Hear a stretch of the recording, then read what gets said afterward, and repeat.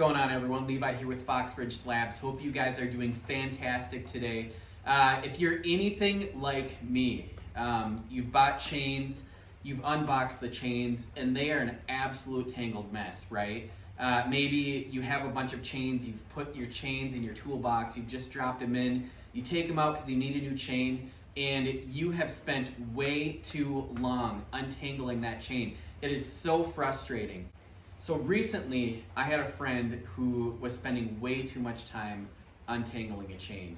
And so he asked me for help, and within seconds I had the thing untangled, which brought me to think, how many more of you guys are having a hard time untangling chains that you pull out of a box brand new, you pull out of your toolbox, you want to throw it on your chainsaw, but you're just struggling to untangle that thing. So I'm going to show you today how I untangle these chains.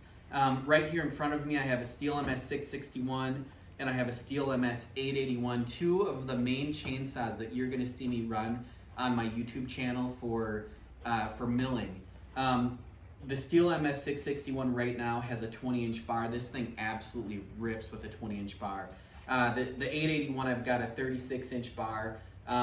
With the 661 I run up to a 36-inch bar. With the 881 I run up to a 48-inch bar, and man, let me tell you, it sometimes takes some work to untangle those chains. So what I'm going to do is I'm going to start with unboxing a chain that would fit my 48-inch bar for the Steel MS 881, and I'm going to show you guys how I untangle this. After that, we're going to go to a 20-inch chain, and I'll show you how to untangle that one.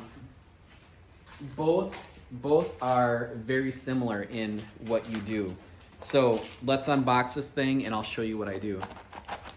Where most people go wrong is they start working on just one loop at a time, okay? So what you want to do is not focus on one loop at a time, you want to focus on two loops at a time.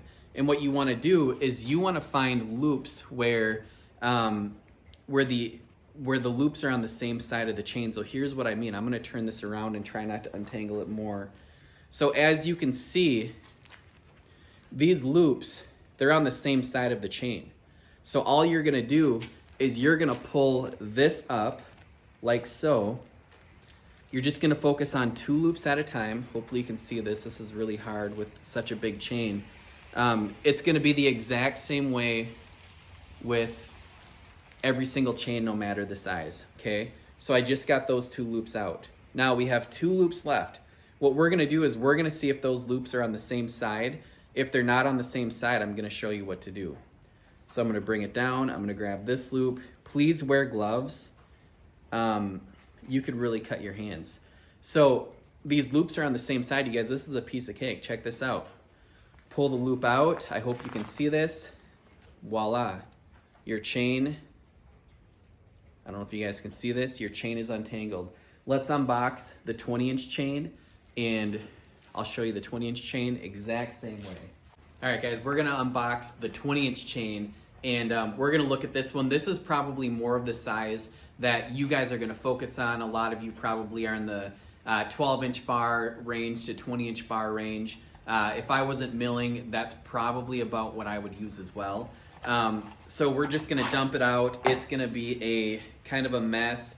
There's loops, right? And so again, what we're gonna do is we're gonna find loops where the loops are on the same side of the chain, which these two is what we're gonna start with, okay? I'm gonna try to keep this loop in here so you guys can see what I'm talking about.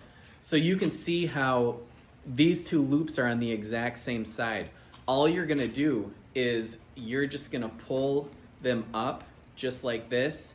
Again, focus on two loops at a time. Don't focus on one loop, focus on two loops, okay? So now you have this mess right here. These two loops are not on the same side. I'm gonna try to get up a little bit closer. You can see that this loop and this loop, they're opposite. So here's a situation where you would actually just focus on one loop, okay? So you need to take one loop out, which is gonna cause another loop down here. Now what you've done, I'm gonna try to keep this loop in here so you can see. Now what you've done is you have created two loops where they're on the same side. All you're gonna do is you're gonna pull it up And there you go. A lot of people, they only focus on one loop at a time. They're left frustrated. That is why it takes so long. Thank you guys for watching. I hope this helps. Please subscribe to my channel. Check out my milling videos. If you have any questions when it comes to untangling chains, when it comes to chainsaw milling, I'm happy to help. Post a comment, post a positive comment down below. Hope you guys have an awesome day, and I will see you in the next video.